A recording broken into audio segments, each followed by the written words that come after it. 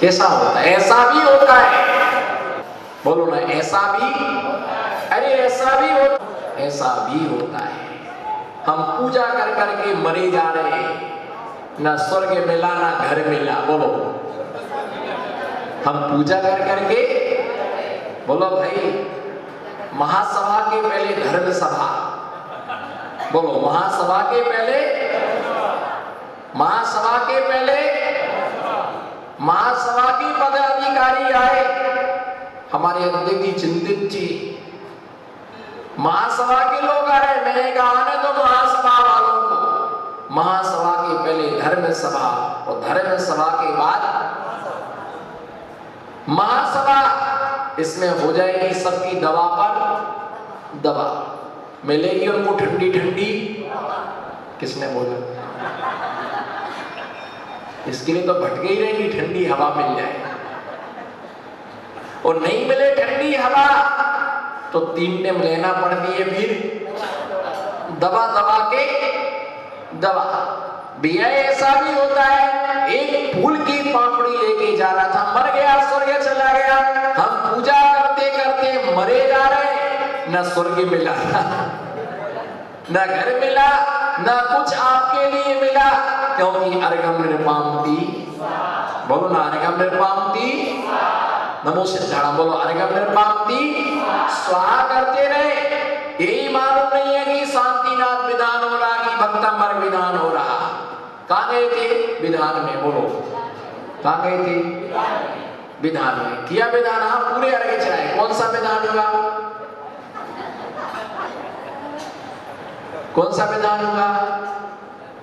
क्या मालूम, चल तो रहा था वो शांति शांति से चल रहा था, जिसका नाम है शांति विधान। बाद में पूछा नहीं, शांतिनाथ विधान नहीं हुआ।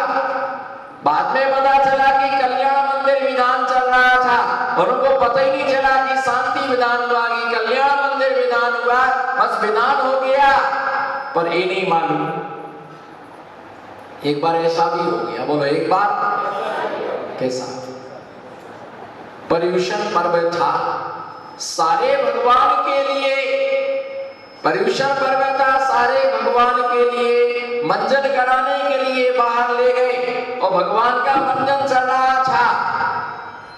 रोज के दर्शन करने वाले आए, वेदी में घुस गए, अच्छी तरह से अर्घ्य चढ़ाया। बोलो अध्यक्ष जी, अच्छी तरह से, अच्छी तरह से, नमो सिद्धाणा, अच्छी तरह से अर्घ्य चढ़ाया, और अर्घ्य चढ़ा करके बिल्कुल कायसर किया, दर्शन किया।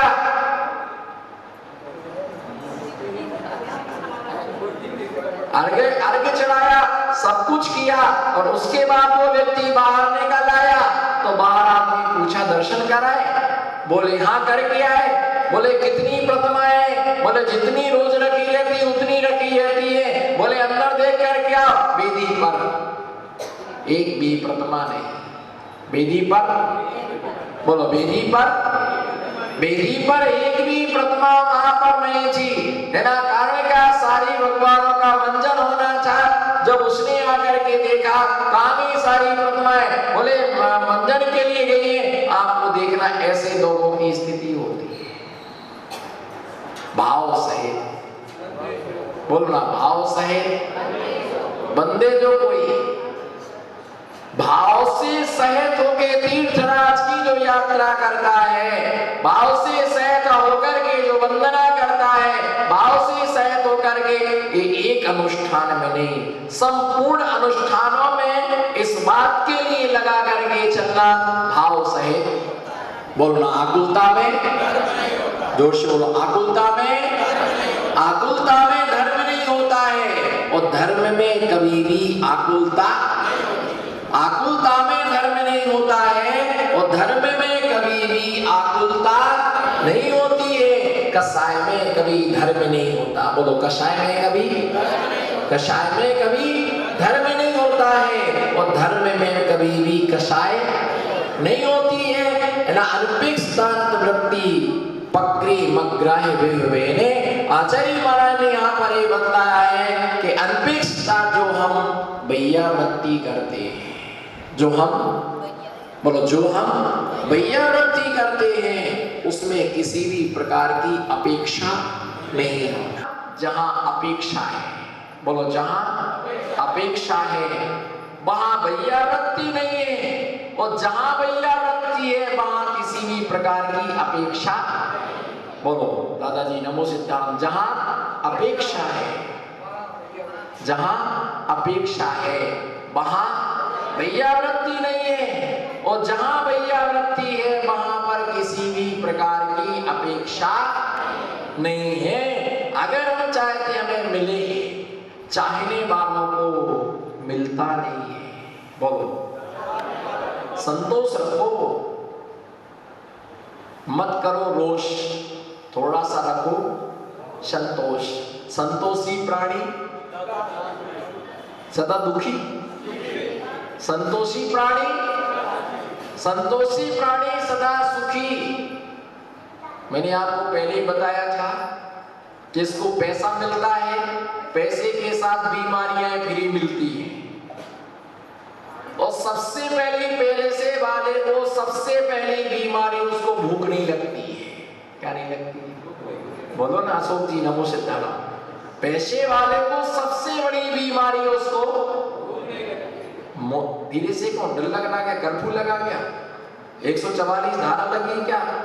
बोलो पैसे वाले को सबसे पहले, दूसरी उस जिसको भूख नहीं लगती है उसको नींद नहीं आती है। जिसको नींद नहीं आती है वो हमेशा चिंता में रहता है, अब क्या होने वाला है। बोलो इधर देखो, यू देखो, यू। अब हाँ अशोक जी अच्छे से करो, हंस के कस के मुस्कुरा के। क्या लाए थे, क्या लेके जाओगे? जैसे आए थे नवंबर में आए थे दिगंबर होके जाओगे, नवंबर में आए दिगंबर होके। अब क्या होने वाला है? बोलो अब क्या होने वाला है? जो सबके साथ में हुआ है वही तुम्हारे साथ में होने वाला है, कुछ भी अलग से होने वाला नहीं। जो सबके साथ में हुआ है वही तुम्हारे साथ में होने वाला है, कुछ भी अलग से होने वाला नहीं है। पैसा है पर भूख नहीं है, भूख है पर, बोलो ना पैसा है पर, पैसा है पर भूख नहीं है, भूख है पर पैसा नहीं है। पैसा भी है, भूख भी है, भूख भी नहीं है, पैसा भी नहीं है। भूख भी है पर पैसा नहीं है। भैया ध्यान रख करके चलना, भाव से सहित कितना किया है, अपेक्षा नहीं रखना। सेवा करेंगे क्या फल मिलेगा? बोलो सेवा करेंगे, सेवा करेंगे क्या फल मिलेगा? फल मिलेगा तो सेवा करेंगे, या सेवा करेंगे तो फल मिलेगा? बोलो बोलो 10 पैसा। फल मिलेगा, फल मिलेगा तो सेवा करेंगे। अभी सेवा शुरू नहीं की है और तुम फल की क्या करने लगे? बीज तो बोया नहीं और पहले से सोचने लगे फल कितना बड़ा होगा।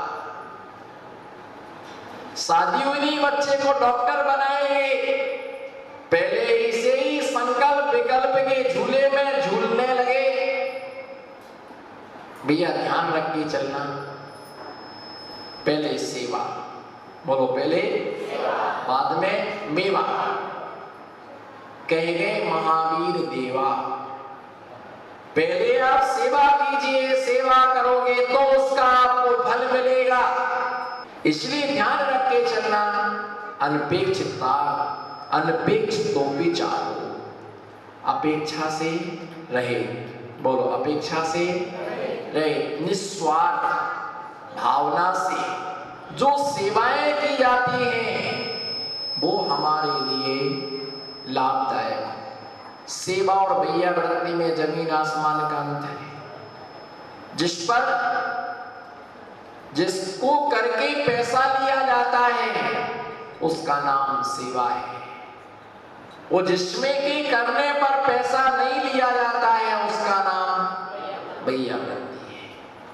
सेवा किसी की भी हो सकती है, पर भैयावृत्ति सिर्फ धर्मात्माओं की होती है। किसकी होती है? भैयावृत्ति सिर्फ धर्मात्माओं की होती है, पिछीधारियों की होती है, महाव्रतियों की होती है। अनपेक्षित टोपी चारों पकड़ी मकड़ी भेड़े ऐसे तपोधनों की जो भैयावृत्ति करते हैं, वे अपेक्षा से रहित होकर के स्वधर्म की भी वृद्धि करते हैं, पर धर्म की भी वृद्धि करते हैं, सौभाग्य मानते हैं। क्या हमें अच्छे हाथ मिले तो महादान दे सकते। एक उंगली भी कट जाए ना, एक उंगली का एक पूरा भी कट जाए, एक उंगली खंडित हो जाए, ऐसा व्यक्ति आहार दान देने का पात्र नहीं। सोचो आप, पूरा इतनी सी कमी, बोलो इतनी सी कमी, एक उंगली का एक पूरा नहीं है, ऐसा व्यक्ति आहार दान देने का पात्र नहीं है। ऐसा व्यक्ति अभिषेक का पात्र नहीं है। आहार दान देने की सब कोई पात्र नहीं होती है। हाथ पैर दबाने योग्य भैयावृत्ति कोई भी कर सकता है। हाथ पैर दबाने योग्य भैयावृत्ति कोई भी कर सकता है, परंतु ये ध्यान रख करके चलना कि जो आहार दान रूप सेवा है, वो सेवाएं हर कोई नहीं कर सकता है। उसके लिए पुण्य चाहिए। पापियों के द्वारा कभी सेवा नहीं होती है।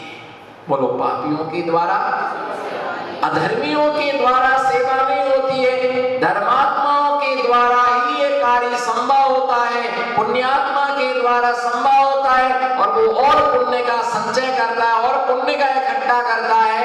लेकिन अपेक्षा हम आपको अच्छी तरह से आहार कराएंगे, आप ऐसा आशीर्वाद देना, बोलो ना, आप ऐसा आशीर्वाद देना, बोलो ऐसा, बोलो ना, आप ऐसा आशीर्वाद देना, ऐसा आशीर्वाद देना, जिस चीज को छू लूं वो सोना हो जाए। ऐसा आशीर्वाद देना दुकान भन्नाट चले। ऐसा आशीर्वाद देना फलते फूलते रहे। अरे वृक्ष में पानी डालो बोलने की आवश्यकता, बोलो, वृक्ष में पानी डालो बोलने की आवश्यकता नहीं है। क्यों? नीचे डालोगे जल, बोलो, नीचे डालो जल, ऊपर से आएगा। नीचे डालो जल, ऊपर आएगा फल। नीचे जल डालोगे, ऊपर से क्या मिलेगा? फल मिलेगा। मांगने की आवश्यकता, मांगन मरण समान है, मत मांगो कोई भी, मांगन से मरना भला। यही साधु की सी मांगन मरण समान है। किसी से मांगने का मतलब है मांगन ही मरण है। मर जाना अच्छा है, पर किसी से मांगना अच्छा। मांगन मरण समान है, मत मांगो कोई, किसी से भीख नहीं मांगना, इकट्ठे करने की कोशिश नहीं करना। मांगन मरण समान है, मत मांगो कोई भी, और मांगन से मरना भला। यही साधु की, इस साधुओं की रीति है, साधुओं का नियम है, साधुओं का नियोग है कि साधु किसी के सामने हाथ नहीं फैलाता है। बोलो, साधु किसी के सामने हाथ नहीं फैलाता है। वो अंजलि बनाता है। क्या बनाता है? तुम देने को तैयार हुए हो, इसलिए हम लेने को, तुम देने के लिए तैयार हुए हो, इसीलिए हम लेने के लिए तैयार हुए हैं। हम लेने को तैयार नहीं हुए। तुम मालूम, जब कोई मुनिराज उपवास करते हैं तो बहुत अच्छे श्रावक होते, वात्सल्य से बोलते हैं, महाराज उपवास मत करो। क्या? महाराज उपवास मत करो, मुझे घाटा लगता है। महाराज उपवास करते हैं और श्रावक को, बोलो महाराज उपवास करते हो श्रावक को क्या घाटा लग गया आपको? बोलो क्या घाटा लग गया आपको? हमें तो प्रॉफिट हो गया। महाराज आप उपवास करते हो, हमको घाटा लगता है। क्या घाटा लगा आज?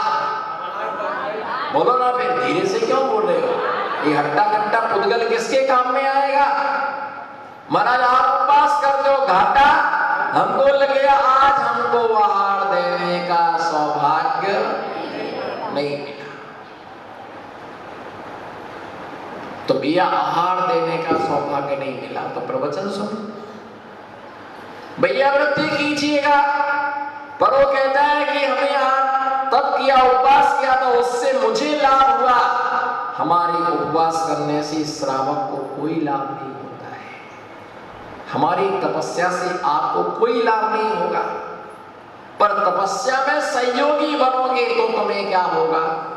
लाभ होगा। आहार दान देते हैं तो 1 घंटे तक पाप से बचते, आरंभ से बचते, तमाम प्रकार की क्रियाओं से बचते हैं। तो इसलिए ध्यान रख करके चलना कि साधु अपना पुण्य बढ़ाता है, श्रावक अपना पुण्य बढ़ाता है। अनपेक्ष बिना इच्छा के साधु तप करता है, इच्छाओं का त्याग करता है, निकांचित भाव से तप करता है। हमें सेवा भैया वृत्ति भी निकांचित भावों से करना, साधुओं की सेवा करके किसी भी प्रकार की आकांक्षा नहीं करना, यही भैया वृत्ति का लक्षण है, यही भैया वृत्ति का मार्ग है। अपनी निरंतर निर्मल भावना रखना, जिससे हमारी आत्मा से लगे पापों का क्षय हो। इसीलिए मैं अपने वक्तव्य को यहीं पर समाप्त कर